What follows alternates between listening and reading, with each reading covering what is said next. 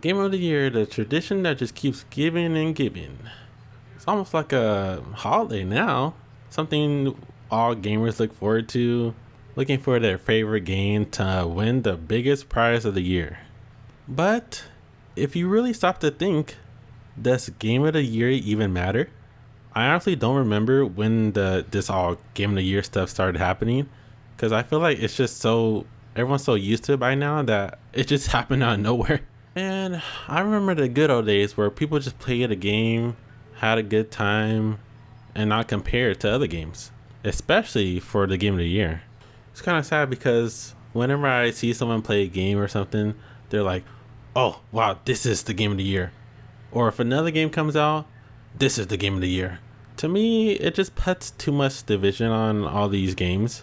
Of course, that's not going to happen with every game. There's special games that are really, really good, and that's why they're compared to each other. But generally, if it's a good game, it's a contender for the Game of the Year. What really amazes me is, at the end of the year, they have a whole list of contenders for Game of the Year, but it makes no sense because a lot of those games aren't even comparable. For example, I'm over here looking at the 2020 list for Game of the Year. The list is Animal Crossing, Doom Eternal, Final Fantasy VII Remake, Ghost of Tsushima, Hades, and The Last of Us Part 2. If you look at the list, why are any of them compared to each other? Because bottom line, I feel like the Game of the Year is basically who had the better game, which is not a good thing because you have people who like all totally different types of games. Like if I look at Animal Crossing in this Game of the Year contender, it's nowhere near the same as Doom Eternal or Final Fantasy or something. Those should not be in the same category. They shouldn't be in any category at all. At least if you want a good comparison, put like, I don't know, all racing car games versus each other. Have a whole category between fighting games between each other. But even then, that still wouldn't be good. This whole Game of the Year thing even brings out the worst in people. People get mad when you don't say that the game they like is the Game of the Year, and then someone else likes their game, and then they get mad as well. So you see where I'm coming from? All it is, the Game of the Year is just to pin gamers against each other. But if you really stop to think about the Game of the Year, it doesn't really matter. The competition will never be fair because you're comparing games that are not like each other at all. I already recognize that a game I like will not be widely liked by everyone. Or even a game I don't like, some people will like it, and that's okay. Every game is going to have their own style, their own animation, story, everything is going to be different from every other game. Well, actually, some games are pretty similar, but you get the point. Just because a game wins Game of the Year does not mean that all the other games are bad or this one is better. It should not mean that at all. People get so crazy where they're like, oh my gosh, this game was amazing. This is definitely Game of the Year. Well, actually, my game I played was definitely Game of the Year, so yours is not Game of the Year. Yeah, but did you try my game? It was amazing. I bet you even played it. Yeah, I played it. Well, it wasn't that good. It wasn't as good as my game. So, yeah. And that brings me to this year. Of course, this has been happening for a long time, but this year, it just got annoying. Of course, when a game is good or a game is bad, is it good to say what it is? Because it lets people know if they should give it a shot or not. And that also opens up to different opinions about different games. But your first thought should not be, is this Game of the Year? I think when it comes to the Game of the Year, the most I've been hearing is a lot of Final Fantasy VII Rebirth and Black Myth Wukong. Crazy thing about this is both have their own type of audience and both are just good games. The visuals, the style, everything about it is just so cool. It's like comparing a pizza against a chicken sandwich or something. And I'm saying a really good chicken sandwich and a really good pizza. They're so entirely different foods. I don't know. It's going to depend on what I feel like eating.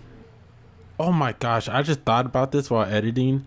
Don't even get me started on if a year is filled with a whole bunch of good games. Oh my gosh, people lose their mind. What was the year that we had, oh my gosh, I can't remember. That we had stacks and stacks of good games one after another. Let me see, 2018 had God of War, Spider-Man, Monster Hunter, Red Dead Redemption 2, and Super Smash Bros. Ultimate.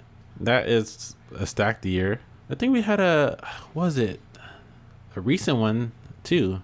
Oh, it was 2023. It had Alan Wake, Baldur's Gate 3, Spider-Man, Zelda, a whole bunch of good games.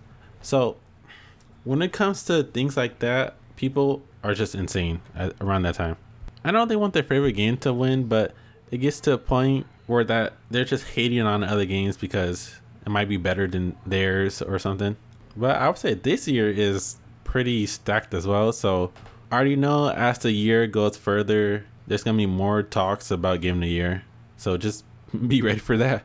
So just a quick little recap. Game of the Year doesn't matter as much as people think. Kind of useless, really. Just a little competition. Well, I guess it does boost sales of a certain game, so there's that. Game of the Year divides us as gamers, and there's obvious examples of that. Last one is not everyone's gonna like the game that you like. And just because someone says, oh, that game is not Game of the Year material, don't pay them no attention. You had a good time and that's all that matters. A game winning Game of the Year really does not mean much. So if you see two games going head to head for the spot of Game of the Year, just know it doesn't matter. Hopefully I wasn't rambling, repeating the same things, but I just wanted to get that point across. And then we go over to IGN. We have this little duel thing that they set up where you can set games against each other. It's a pretty good idea, but apparently there's been some things where IGN's been tampering with the votings or something. Apparently it was with Black Myth Wukong, and I had heard that there was some sort of drama between them, which is probably why they're doing it. But this is just another example of why none of this should even exist or even matter, because you'll have people, who don't like a game and they do things like this. So nothing really much you can do about that. It's just it just sucks.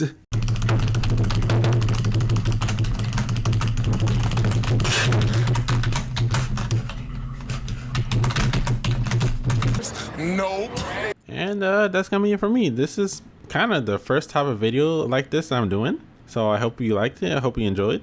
And this Game of the Year stuff is just gonna keep happening because people got so used to it by now, so we can't really get away from something like this. But anyways, who's your Game of the Year?